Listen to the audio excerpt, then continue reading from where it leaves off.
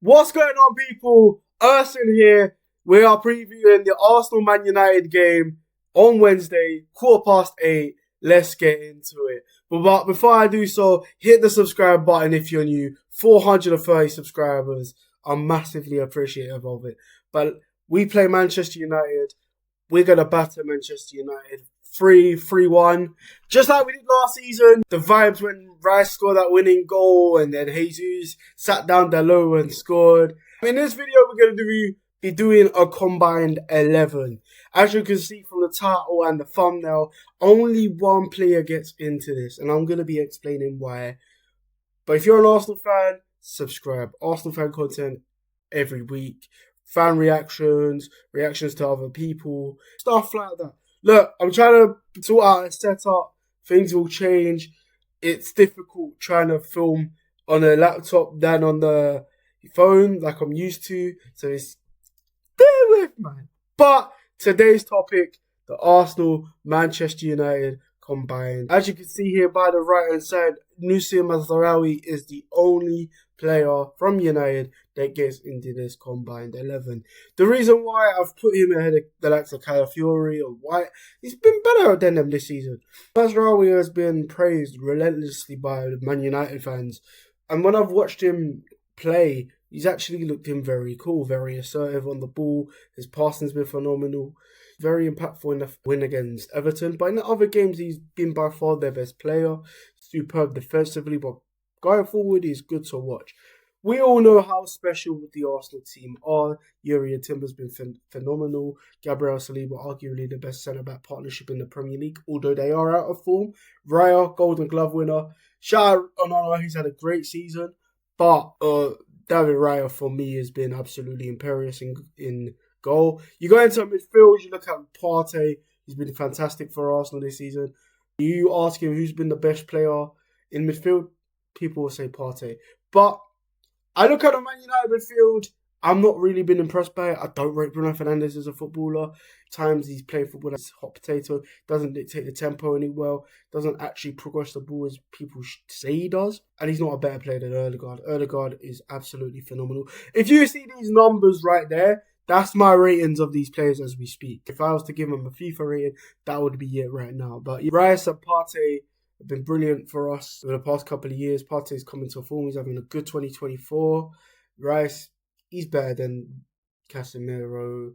He's better than Eriksen. He's better than whatever midfielders they got. But Mainu is definitely an honourable mention. I'd have him at Arsenal if there was an opportunity to. He'd make a good impact off the bench. His dribbling is good. His passing is good. But in attacking midfield is Martin Ødegaard. He's the best attacking midfielder in the league right now. I think he's up there with the Liverpool midfielders that they've got. Definitely up there with De Bruyne. De Bruyne has fallen off this season. But for me, Ødegaard has come back into this side and we've already scored 13 goals from 3 games. He's been brilliant. On the right, we've got the best right winger in the world as we speak, Bukayo Saka. He deserves a lot more ratings. I'm fed up with the comparisons with Phil Foden and Cole Palmer or any right winger that has a good game. Beat for any top 6 side. Yala will probably get compared to him very soon, and I don't want that. He should be compared to the likes of Mo Salah, the likes of Lionel Messi, Vinicius Jr. in midfield. I think he's absolutely phenomenal. You can make a case, Rashford going in at left wing, but he's too stop and start. I've watched Martinelli a lot. Defensively, he's been fantastic for us. He's very good for what Arteta's setup is in terms of helping out the defender like Yuri and Timber at the back or Declan Rice in midfield. He does need to improve his end product, but I've seen more consistency from him than the likes of Garnacho, who I think is terrible. Same with Rashford, he needs more consistency. Yes, he scored in the weekend against Everton, while Martinelli didn't play, but I think Martinelli's the better player. Up front is Kai Havertz. When you look at Kai Havertz's stats this season, he has been absolutely phenomenal up front for Arsenal. I just wish that he stays here and he doesn't come here throughout the rest of the season, and you see a guy get 15 to 20 goals in the Premier League. Brilliant in the air.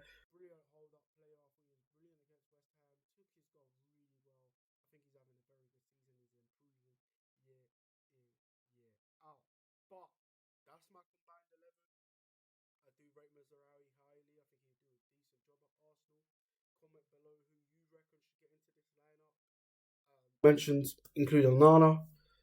I think he's a very good goalkeeper. I think he's been an underrated player for United this season. He's made countless amount of saves, kept them in games.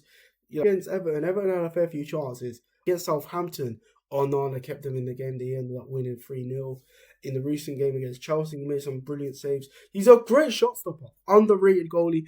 But I would have had him in this lineup if Raya wasn't as good as he is right now. We signed him for 3 million on loan, then activated the 25 million clause. And pound for pound, he's been one of the best goalkeeper signings we've made, And saying that, for United fans, I'm not putting anyone else because they've been stopped and starting this season. But when you look into the itself, injuries and suspensions, Lenny Yoro's still out, Johnny Evans is injured, Victor Lindelof injured, whereas Arsenal only have Ben White and Tomiyasu. To be fair, both teams have fully fit squads, bar Yoro, who joined from Lille this summer. But then you look into the stats of Saka and Rashford. Although Rashford is United's top goal scorer, he's had 4 goals this season. He's not grabbed as many assists as Saka this season. So, yeah, looking at 10 assists to 1.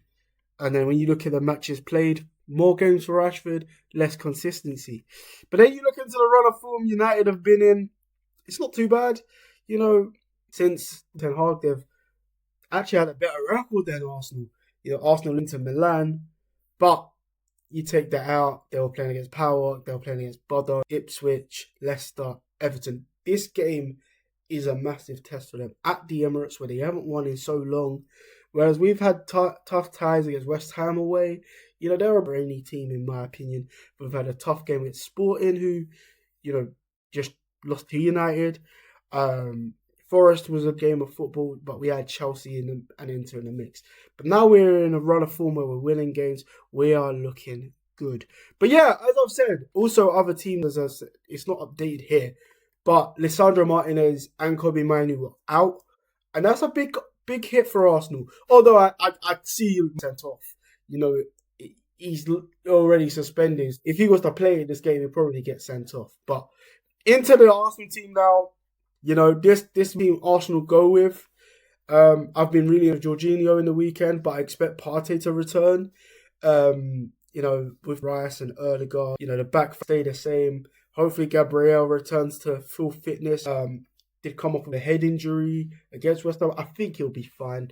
I think if we were playing tomorrow, he might be out, but when we're playing on Wednesday, we should be good to go. Trossard might have just earned a spot into the team, having scored and assisted. So in the win against West Ham, it was a brilliant through ball to Havertz. Does look good.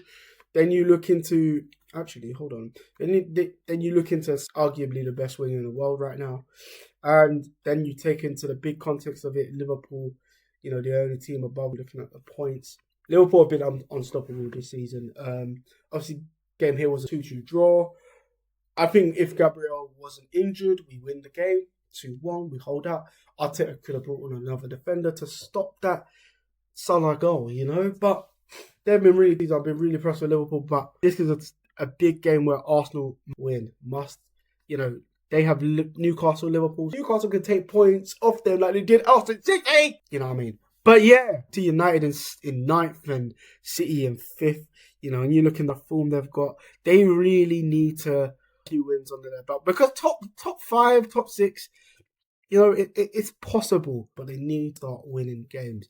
But yeah, that's the team news. Combined 11, I think the score back into it, see, this is where I'm hard. Sources, image, right, yeah, there you go. So I'm learning. But this is going to be 3-1, as I've said. I expect United's defense to be a bit open. I think Amorim is a big plus for them for this game because of the 2-2 draw at Lisbon, in the Europa League. This team has improved from that. But yeah, Arsenal must-win game. But with Liverpool. But it's also about pride, about beating your biggest rivals. We need to beat them. But yeah, let me know what you think in the comments, people. Look, as you can see, I'm trying to learn how to use OBS, Streamlabs, edit the videos, bear with me. But road to 500 subscribers, hit the follow button if you're new, subscribe for more. In a bit, people. In a bit. I'm out. Come on.